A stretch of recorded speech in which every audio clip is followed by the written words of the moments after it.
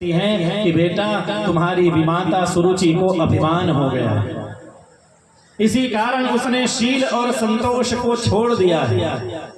जब हमारे जीवन में अभिमान आता है तो फिर हमारा स्वभाव दूषित हो जाता है। इसलिए व्यक्ति को कभी भी अहंकार नहीं होना चाहिए। ज्ञान गरीबी गुण धर्म नरम वचन निर्मोष और तुलसी कबहु न छाड़िए सत्यशील संतोष। सत्यशील संतोष इसका त्याग कभी नहीं करना चाहिए। कबीरा नौका काठ की खड़ी बिरानी धार और केवट से परिचय नहीं कैसे उतरे पार। यदि जीवन नैया को पार करना है तो केवट से परिचय करना ही पड़ेगा। भगवान श्री राम को भी उस पार जाना था तो केवट की सहायता ली थी। मांगी नाव न केवट आन। अब इसका विद्वान लोग रामचरितमानस की जब कथा करते हैं तो अलग अलग अर्थ लगाते हैं। मांगी नाव न ऐसा कर देते हैं केवट आन। भगवान श्री राम ने नाव मांगी नहीं थी, केवट स्वयं आ गया। तो राम कथा का तो एक एक चौपाई में विद्वान अपने अपने यथाधीतम यथामति जैसा अध्ययन किए रहते हैं, जैसा चिंतन किए रहते हैं, अर्थ प्रकट करते हैं।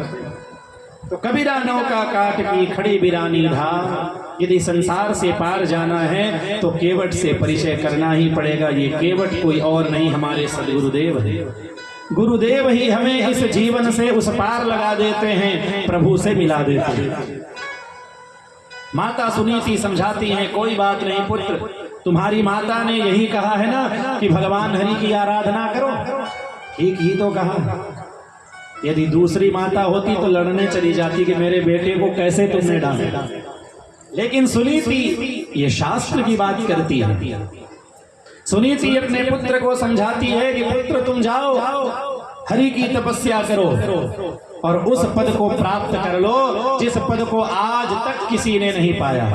तुम्हारे पिता पितामह ने जिस पद को नहीं पाया उस पद को भी तुम प्राप्त कर सकते हो यदि भगवान हरि प्रसन्न हो जाए।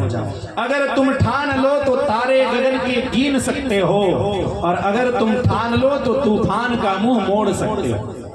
मान लिया तो हार और ठान लिया तो जीत। आलस कबहु न कीजिए, आलस अरि समझान। व्यक्ति को आलसी नहीं होना चाहिए। तपस्या से तो भगवान हरि भी सृष्टि का सामर्थ्य पाते हैं। तपस्या से ही भगवान भोलेनाथ सृष्टि के विलय की शक्ति प्राप्त करते हैं। ब्रह्मा विष्णु महेश भी तपस्या करते हैं, तप करते हैं। तो इसलिए पुत्र आलस ते विद्या घटे बल बुद्धि की हो हानि। जो आलस्य करते हैं बल बुद्धि की हानि होती है। आलसी व्यक्ति को बल कहाँ होगा, क्योंकि वो योगा व्यायाम कसरत कहाँ कर पाए।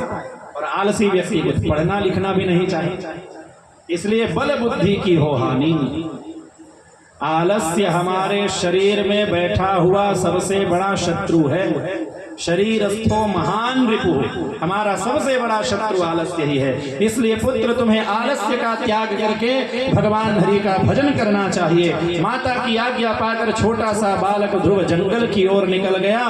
प्रतिज्ञा कर लिया, जब तक हरि के दर्शन न पहियो तब तक घर वापस न आई। अब तो मैं भगवान हरि का दर्शन पाकर ही घर लौटूंगा। माता के वाक्य पर विश्वास।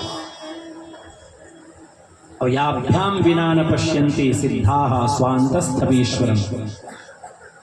श्रद्धा विश्वास रूपिणौ। श्रद्धा और विश्वास जब हो जाता है तो भगवान हमें मिल जाते हैं। जिस जगह हम चाहें भगवान को प्रकट कर सकते हैं।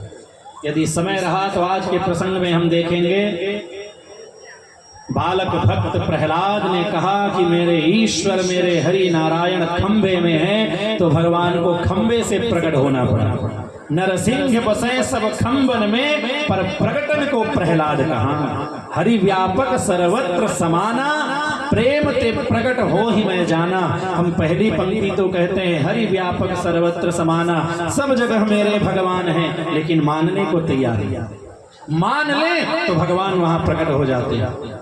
जहां चाहे वहां हम भगवान को प्रकट कर सकते हैं।